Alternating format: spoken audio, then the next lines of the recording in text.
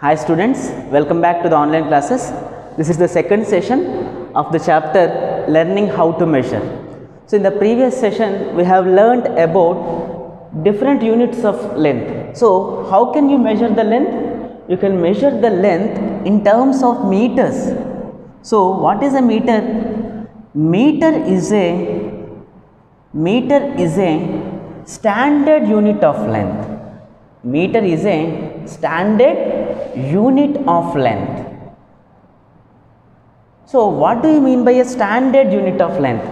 If you use this meter as a reference to measure the length, every observer will get the same readings. If you are using hand spans, I may get 10. If you use your hand span, you may get 12. So if you are using hand spans, the hand spans will be different for different persons. Whereas if you use meter as a reference, it is same for everyone.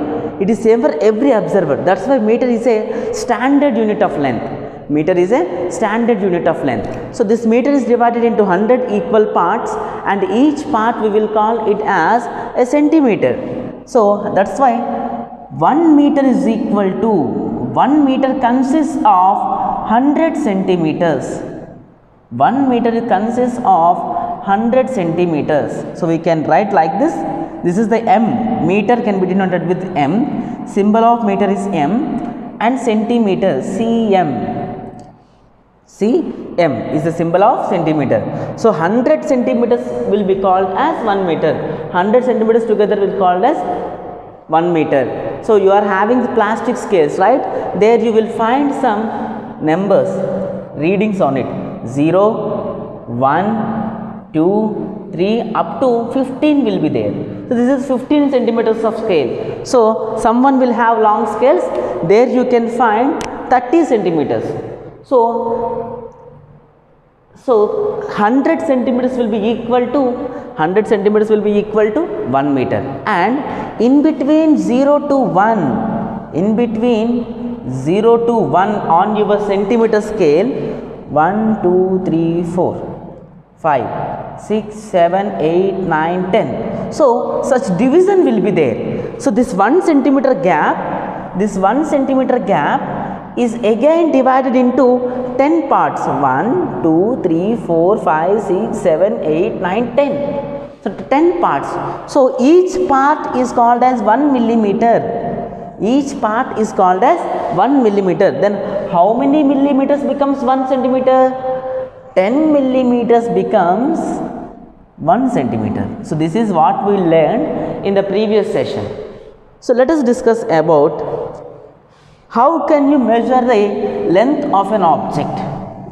How can you measure a length of the object? So let us say that you want to find the length of this duster. You want to find the length of this duster. You had a scale and 3 persons are there. So here one is standing here, and another was standing here, and another one is standing here. So this is A, he was A, B, this is person B, this is person C, and here there is the object and I have a scale. So he will take the readings like this. He will take the reading. He will watch the scale readings in this way, and the person C will watch the readings in this way, and person A will watch the readings in this way. So this person A and C are viewing in a cross way, and he was looking at the scale vertically. He was measuring the length of the object like this. This person B is measuring the length of the object like this, and person C is measuring the length of the object like this. He was taking the readings by viewing like this, and person A is taking like this. So which one will get, among these three, which person will get accurate readings? Which person will get accurate readings? B will get accurate readings. Why? Because his position was correct to take the readings. So you cannot take the readings by standing like this. You cannot take the readings like this. While taking the length, while measuring the length of the object, while measuring the length of the object, you must has to follow some precautions. Some precautions has to be taken. Some measures has to be taken to measure accurately.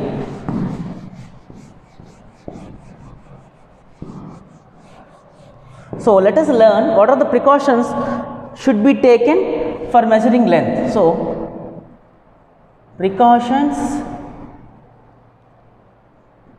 to take while measuring length.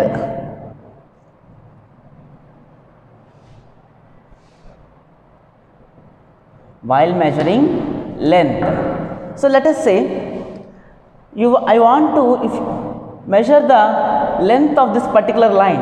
I want to measure the length of this particular line. So while measuring this length of the particular line, you must has to place the scale along the length only. You cannot keep the scale like this. So it is not the scale is not along the length of the line. You has to keep the scale along the length of the line. So this is the correct way of placing the scale. You has to keep the scale along the length of the. You cannot keep like this. This is a cross way. So first one is the first precaution while measuring length is keep the scale along the length of the object or along the length of the line, length of the object. So let us imagine that I have given an object here, a stick is placed here, and I just want you to measure the length. So what are the precautions you have to take? You cannot keep the scale like this. Why? Because it is cross. It will gives you an incorrect measurements. So to take correct measurement, what is the first precaution? You have to keep this scale. You have to keep the scale along the length of the object. Keep the scale along the length of the object. So you have to keep the scale along the length of the object. Our eyes must be vertical. Our eyes must be vertical where the readings are taken. Where the readings are taken. Where the readings are taken. So if you place the scale along the length of the object, here you have to take the readings from the scale. From here you have to take the readings from the scale. You cannot take the readings like this. You have to be in the vertical position. You have to be in vertical view. You have to be vertical view while taking the readings. While taking the readings. For example, if you are measuring the length of this object, if you are measuring the length of this object, so here you have to take the readings. So this is the end point. You have to take the readings here. So you have to view vertically only. You cannot view like this. This is not a vertical position. This is a cross position. This is cross. By taking like this, you may get incorrect measurements. So it is the actual way of measuring the length. You have to view the end point in a vertical position. You have to view the end point in a vertical position. And third one is zero division of scale. Zero division must coincide with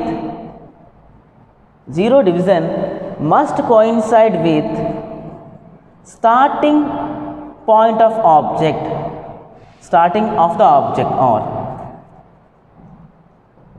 starting of the object. While taking readings, this is the wrong way of keeping the scale. This is the wrong way of keeping the scale. Why? Because the starting of the scale, the starting zero division of the scale should be placed at the start of the object.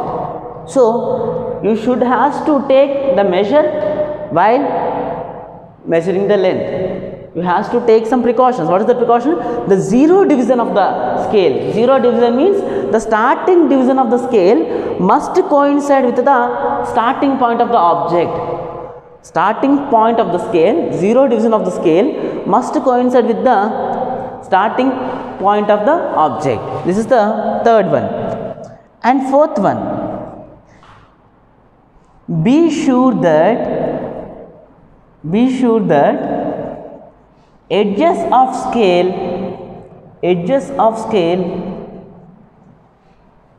didn't worn out. Worn out means make sure that your scale must be undamaged, especially at the edges. At the edges, there must not be any damages. There must not be any wipeouts of the readings. If the readings erased on the scale, you cannot use that scale. So, the edges of the scale shouldn't be worn out. Worn out means your scale must not be damaged. You cannot use a damaged scale to measure the length. So, it may gives you a incorrect measurements. And measure the length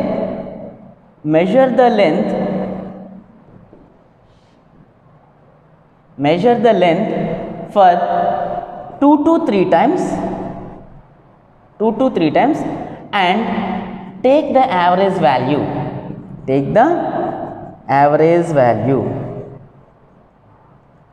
So, if you want to measure the length of this pen, take the readings for 2 or 3 times. So, measure the length of this pen, then note the readings, again measure the length of the pen, note the readings. So, in that way, make 2 or 3 measurements and take the average of them. So, average means how many observations you have made. So, sum of observations by number of observations. For example, initially you have measured the length of the pen and you have got 10, and later again you have measured, then you have got 9.5, and later you have measured the length of the pen, you have got 8.5. So, these are 3 times you have measured. So, 10 plus 9.5 plus 8.5. How many are there observations? 3 observations of there. So, in this way you can get an accurate value. So, these are the precautions you have to follow while measuring the length. So, by following these precautions you can get accurate value of the length of the object. Okay.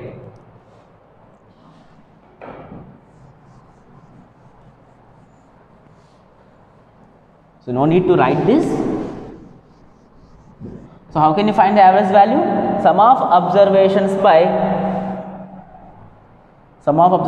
number of observations. If you measure the length for 3 times, you will get number of observations 3 and you will get observations 3. You have to add those observations and place here. So, these are the precautions you need to follow while making measurements.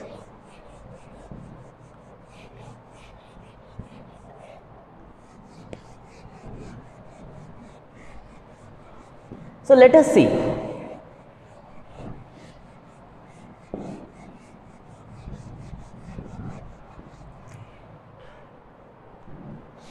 For example, I have given this object for you.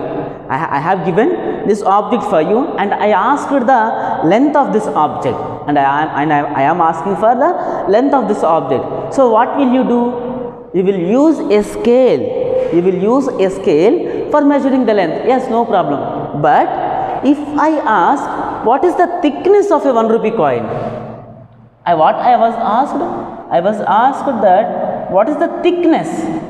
Thickness means the coin, 1 rupee coin is very, very thin. It is very thin. I was asking what is the thickness of the coin? How can you measure the thickness of a coin using this scale? How can you measure thickness? How can you take the readings? The thickness of the coin is very thin. So, how can you use a scale? So, let us learn about that. how can we measure the thickness of a coin? So, measuring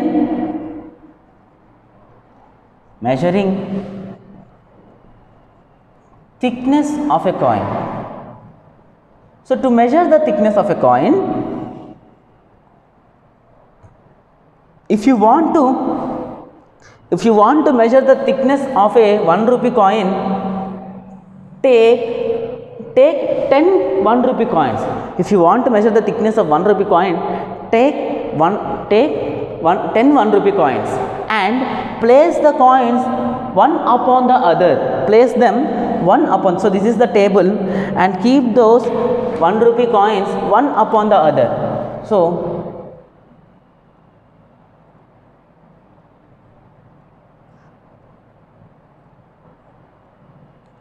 these are the 1 rupee coins. We have placed one upon the other. One coin is placed upon the other. So in such a way you have arranged 10 1 rupee coins. 10 1 rupee coins. You have placed the coins as a bunch of coins. So you have placed 10 1 rupee coins one upon the other. One upon the other. And measure the length of this bunch of coins with the scale now. Measure the length of the 1 rupee bunch of 1 rupee coins. We will call this as stack of 1 rupee coins. Measure the length of stack of 1 rupee coins. Stack means the coins are placed one upon the other. Stack of carom board coins. So in caroms, what you will do? You will place one coin upon the other. So we will call the stack of coins or stack of coins. So this bunch of coins is kept one upon the other. You call this as stack of coins. So measure the total length of the stack of coins. Measure the total length of the stack of coins. You will get some value of this length. This is total length. Total length. So if you divide total length, with number of coins, then it will be equal to the thickness of coil. If you divide total length with number of coins, you will get thickness of each coin. You will get thickness of each coin. So in this way you can measure the thickness of a coin. So how can you measure a thickness of a coin? So to measure thickness of a coin, a 1 rupee coin, say, to measure the thickness of a 1 rupee coin, what you need to do? Consider 10 1 rupee coins. Consider 10 1 rupee coins and place all of them one upon the other. One upon the other. One upon the other means one upon the other. Like that, another one. So you has to keep all the 10 coins one upon the other. One upon the other. So now measure the total length of stack of coins. Total length of stack of coins. Or we can write as a coins only. Stack of coins. So you measure the total length of the stack of coins. So if you measure the total length, if you got the total length, then how can you, what is the formula for measuring the thickness of each coin? Then thickness of each coin is equal to, thickness of coin will be equal to total length of the coins, total length by number of coins, total length by number of coins. In this way, by using scale, you can measure the thickness of a coin. By using scale, you can measure the thickness of a coin. So let us discuss about another measurement. So you can use the scale also to measure the thickness of a coin. So this is the procedure for measuring the thickness of a coin. So let me ask you another question.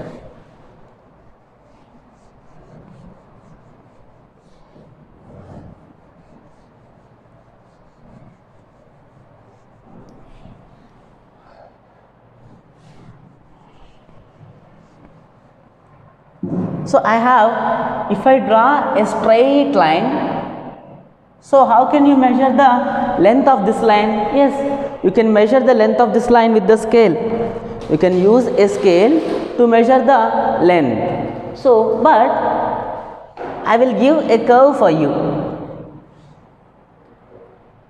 and I'm asking what is the length of this curve. So can you use the scale to measure the length of this curve? No. It is very difficult to use the measure. If it is very difficult to use the scale to measure the length, but how can you measure the length of a curved line? How can you measure the length of a curved line? So let us learn about measuring length of a curved line. Measuring length of a curved line.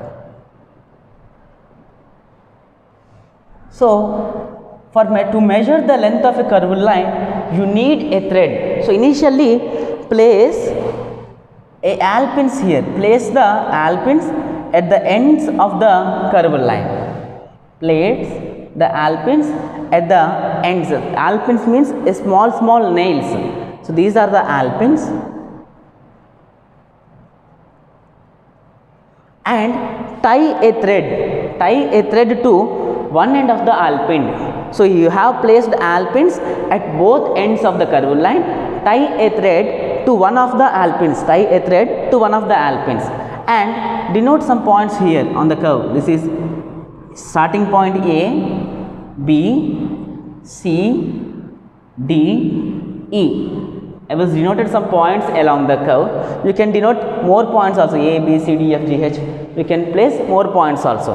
So here you have tied a thread. Here you have tied a thread. A thread is tied. So arrange this thread along the curve. Arrange this thread along the curve so that it passes through all the points. So I was arranging this thread.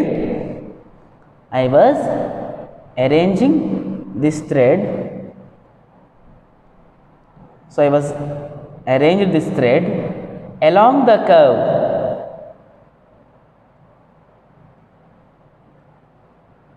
So I was arranged this thread along the curve. So now cut the threads at the alpins. So cut the threads exactly at the alpins. Now you will get a piece of thread. So you will get a piece of thread. You can stretch that thread. You can stretch that thread and you can measure its length using a scale.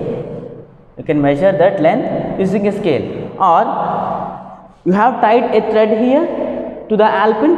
Again tie the thread to the other alpin. Now remove these alpins together and you can measure the length of that thread. So let us write here the procedure. So what is the initial point? So to measure the length of a curved line, place two alpins. Place two alpins at the ends of the curved line. At the ends of the curved line. You have placed two alpins. One is here and another one is here. You have kept these two alpins at the ends of the curved line. At the ends of the curved line. Tie a thread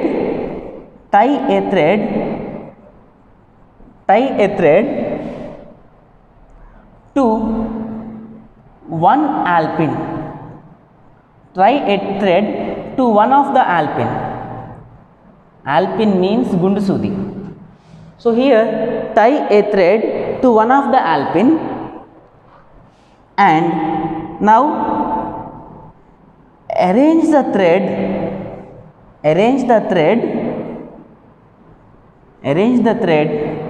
along the curved line. Arrange the thread along the curved line so that it passes through all points. It passes through points B, C, D, E. So you has to arrange the thread, and the thread must passes through these points. So it is no need to write this. So arrange the thread along the curved line and tie the thread to alpin at the other end.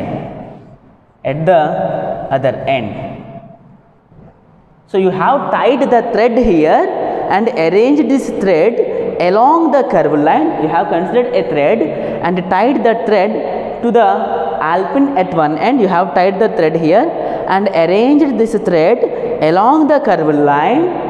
Can you arrange the thread along this curved line? Yes, you can arrange the thread. So arrange the thread along the curved line and again tie to this alpin and again tie this to this alpin and remove the alpins, stretch the thread and keep it on a scale to measure the length. So tie thread to alpin at the other end. Now take out the alpins. Take out the alpins and stretch the thread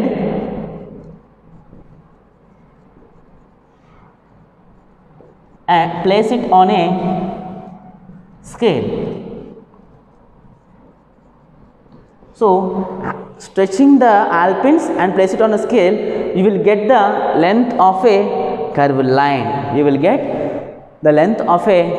So this is the procedure to measure the length of a curved line. So which material is used for measuring the length of a curved line? A thread. You can measure the length of a curved line using thread. So now let us see about. So till now we have learned about line. We are measuring the length. We have dealt with lengths. Now let us learn about area.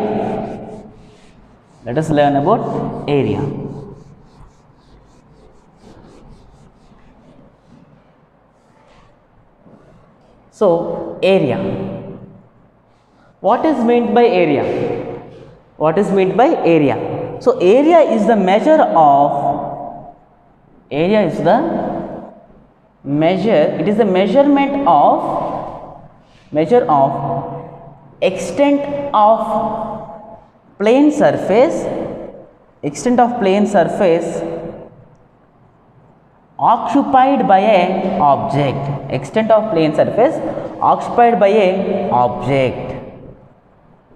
So area is one type of measurement which gives extent of plane surface occupied by the object.